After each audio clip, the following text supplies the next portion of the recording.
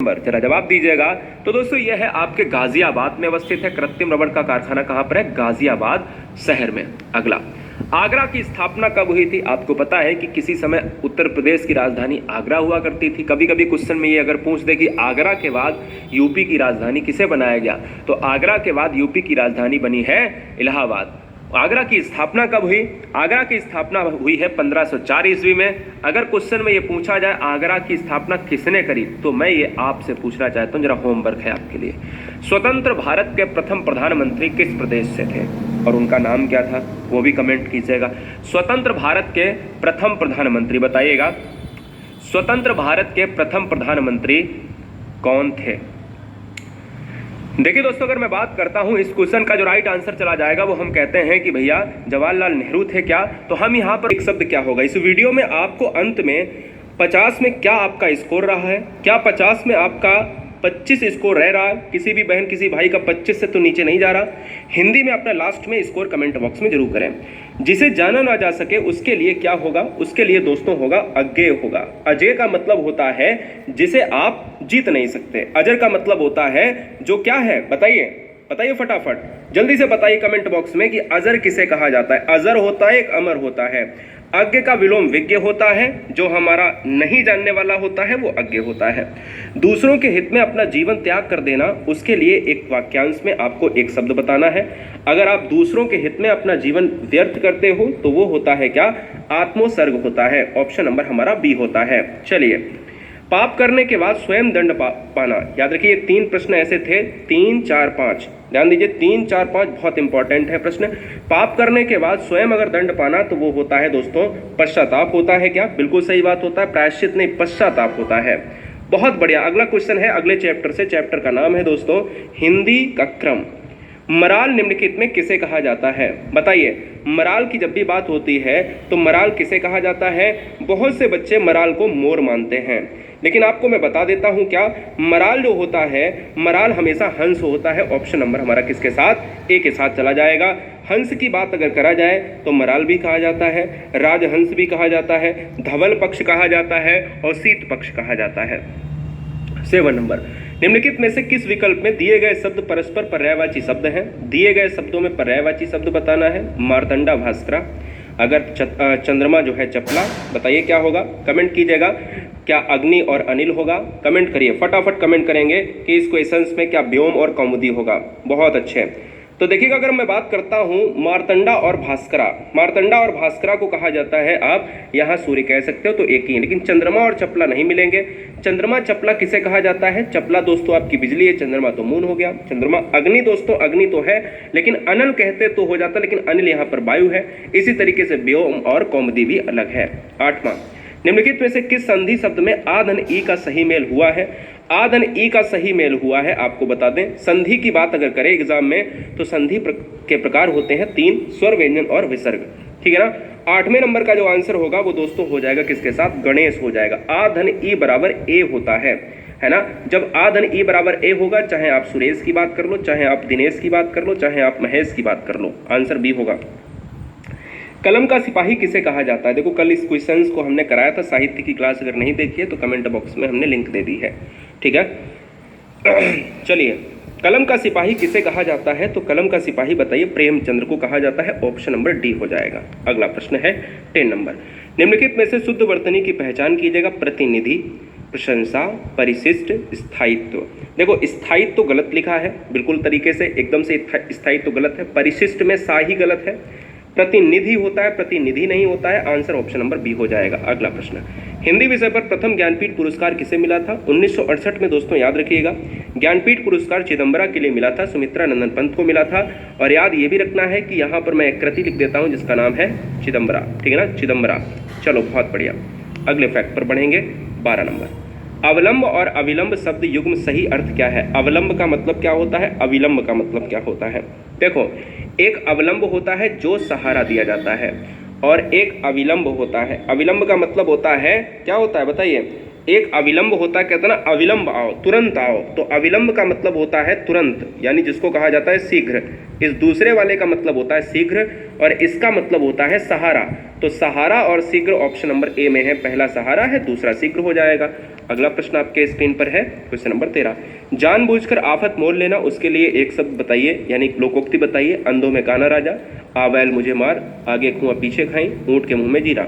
तो इस तरीके से अगर देखा जाए कि जानबूझकर अगर कोई आफत मोल ले रहा है तो हम यही कहते हैं ना, आ बैल मुझे मार। बैल तो जा रहा, चुपचाप ऐसे याद कर लो, बैल तो जा रहा तो ना बेटा ललकार दो, है ना। तो आंसर हमारा ऑप्शन नंबर बी चला जाएगा। बहुत बढ़िया। अटल बिहारी वाजपेयी हिंदी विश्वविद्यालय की स्थापना कहाँ की जा रही है? 14 नंबर का जो आंसर है वो दोस्तों ऑप्शन नंबर बी भोपाल के साथ चला जाएगा। भोपाल इस क्वेश्चन का राइट आंसर होगा। अटल बिहारी वाजपेयी हिंदी विश्वविद्यालय की स्थापना भोपाल मध्य प्रदेश में की जा रही है।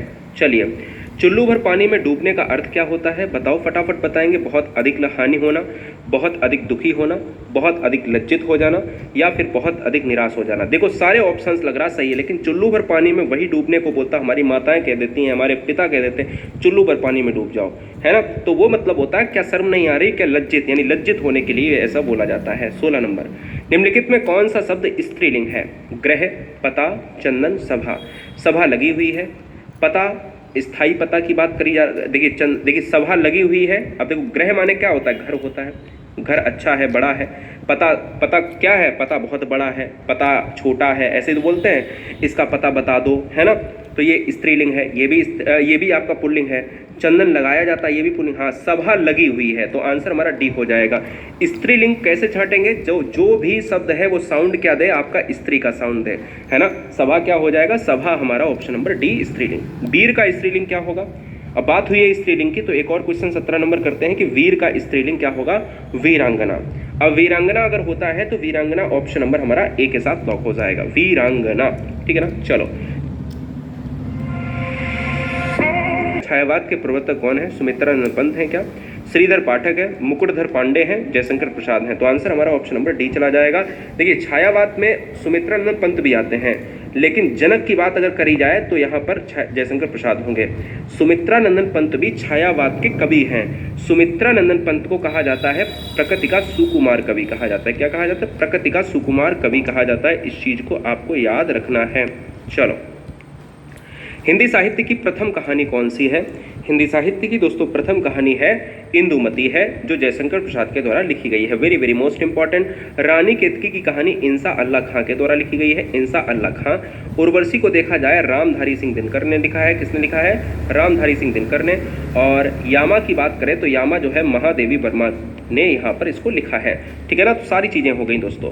अगला, अप्सरा किसका उपन्यास है? अप्सरा दोस्तों अगर लाला श्रीनिवास दास की बात करो, जयशंकर प्रसाद की बात करें, जैनेन्द्र की बात करें, सूर्यकांत त्रिपाठी निराला की बात करें, अप्सरा किसका उपन्यास है? अप्सरा दोस्तों आपको बताना है, यहाँ पर जो आंसर जाएगा वो सूर्यकांत त्रिपाठी निराला के साथ ऑप्शन नंबर डी। याद रखिएगा, हिंदी में क्रांतिकारी कवि किसे कहा जाता है? तो क्रांतिकारी कवि जो कहा जाता है वो सूर्यकांत त्रिपाठी निराला को ही कहा जाता है। कौन सा विलोम युग्म गलत है? बताइए। 21 नंबर आपको बताना है, फटाफट बताएंगे। अब देखो, सदाचार का कदाचार होता है, साधु का असाधु होता है, तृष्णा का वितृष्णा होता है, लेकिन आंसर ऑप्शन नंबर सी इस क्वेश्चन का होगा मितव्ययी का अल्पव्ययी। अब मितव्ययी का अल्पव्ययी कैसे हो सकता है? आप बताओ। मितव्ययी, मित माने बहुत कम, अल्प माने भी बहुत कम, जब दोनों ये तो आपस में पर्यायवाची हो गए ना। तो आपको पता है कि जब भी दोस्तों आपसे पूछा जाए कि मितव्ययी का क्या है ना, मितव्ययी का विलोम शब्द आपसे पूछा जाए तो होता है अपव्ययी। अल्पव्ययी नहीं, अप हो जाता है। क्या हो जाता है? अपव्ययी हो जाता है। इस चीज पर भी आप नजर रखें। अगला, हिंदी के सर्वप्रथम गीत लेखक कौन है? सबसे पहले गीत लेखक कौन है? कमेंट कीजिएगा। बहुत सुंदर। सबसे पहले गीत लेखक महादेवी वर्मा, भारतेंदु, विद्यापति, सुमित्रानंद पंत। 22 नंबर का जो आंसर है विद्यापति हो जाएगा। और इन्हें हिंदी में कहा जाता है मैथिल कोकिल कहा जाता है। क्या कहा जाता है? मैथिल कोकिल कहा जाता है। हिंदी का मैथिल कोकिल किसे कहा जाता है? विद्यापति को। प्रकृति का सुकुमार कवि मैंने कहा किसे कहा जाता है? सुकुमार कवि ये कहा जाता है। भारतेंदु हरिश्चंद्र को आधुनिक हिंदी का जनक और इनको आधुनिक मीरा कहा जाता है। चलिए, रामचरितमानस में प्रधान रस के रूप में किस रस को मान्यता मिली है? यानी रामचरितमानस में कौन सा रस देखा जाता है? पहला, रामचरितमानस किसने लिखा? तो रामचरितमानस को लिखा किसने है? देखिएगा, ध्यान दीजिएगा। रामचरितमानस को लिखा है तुलसीदास ने लिखा है। तुलसीदास ने लिखा है। किस भाषा में लिखा है? अवधी भाषा में लिखा है। रामचरितमानस में कौन सा रस होगा? तो आपको पता है भक्ति रस होगा। ऑप्शन नंबर हमारा ए लॉक होगा। निम्नलिखित में से शुद्ध वाक्य की पहचान कीजिए। शुद्ध वाक्य की पहचान, यह पौधशाला सुंदर है, पुस्तकों का प्राकृतन परिचयात्मक होता है, हमने यह काम करना है, राम अच्छे गुणों से युक्त हैं।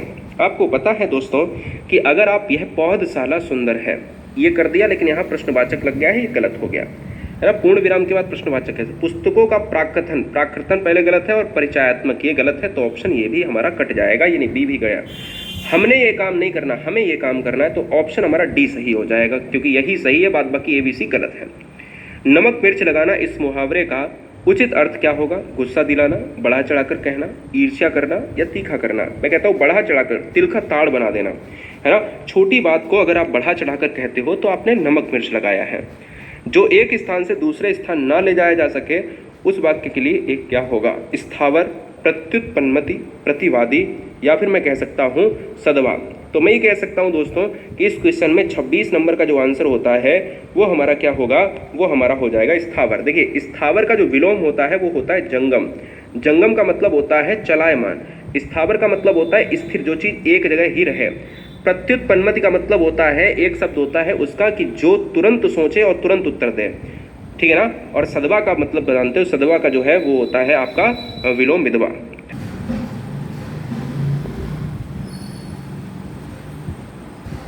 फॉलो और सब्सक्राइबर करें। कोई भी परीक्षा के लिए यूपीएससी, यूपीपीसीएस, पेट, एसआई, एसएससी, एमटीएस, सीजीएल, कोई भी एग्ज़ाम की तैयारी करने के लिए सब्सक्राइब और लाइक और शेयर ज़रूर करें, जल्द से जल्द वीडियो पाने के लिए। और बैच भी उपलब्ध है, सब्सक्राइब अवश्य करें। भक्ति से जुड़ी मोटिवेशन, कथा, पढ़ाई संबंधित अच्छा उपदेश के लिए सब्सक्राइब अवश्य करें।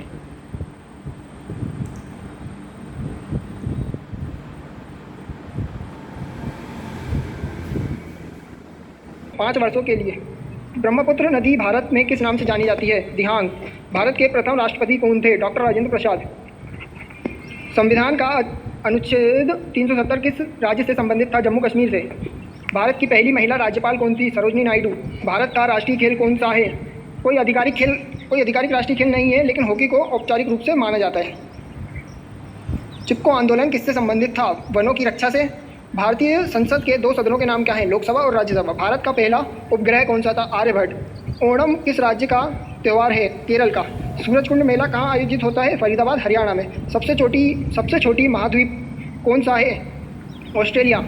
भारत में के वर्तमान चुनाव आयुक्त कौन हैं? राजीव कुमार। राज्यसभा का स्थायी सदस्य कौन होता है?